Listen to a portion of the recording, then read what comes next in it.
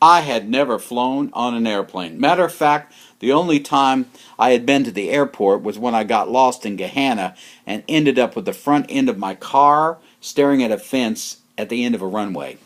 So when a friend dropped me off at the Columbus International Airport Terminal, an unfortunate choice of names, I was scared to death and inched my way through the door and up to the ticket counter where a lovely young woman assisted me to purchase a standby student ticket for Tucson, Arizona, which was due to leave at 10:44 that morning.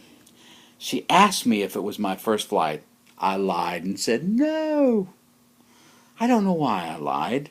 I guess I didn't want to come off like a rube, but it was a huge mistake because after I acquired my ticket, I sat in the lobby at the front of the terminal, and when 10:44 came and went, I found the courage to ask the lady who had sold me the ticket why the plane was late. She, realizing now that I was a liar about travel experience, explained to me that it was necessary to go to the gate to depart on the airplane, not stay in the lobby of the airport. It was a good tip. She graciously found a way to transfer my ticket to the next flight, and at 2:23 that afternoon, I flew out to Arizona. Rube, as it turns out I had not considered what I was going to do when I landed in Tucson. The airport ended up being quite a distance from the university, and a taxi was out of the question. I decided to walk through the desert to get to town. Fortunately, I was rescued by a long-haired young gentleman driving a green Volkswagen Bug with a peace sign on it.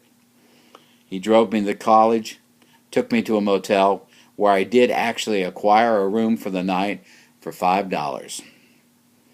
Being insanely optimistic and young, I felt that the worst part of my journey was over, never realizing that back home in Ohio, somebody had gotten wind of my plans and had called my girlfriend's father, warning him that I was on the way to get her.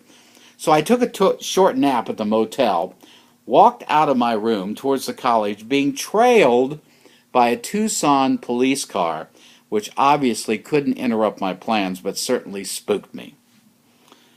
It was at that point that I realized that the adventure had just begun. I found the dormitory my girlfriend was staying in, confirmed that she was going to be there, and waited for her to get back with her friends.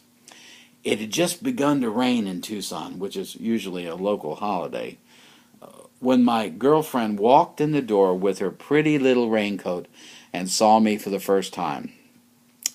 I would not describe her look as glee, nor was it disgust.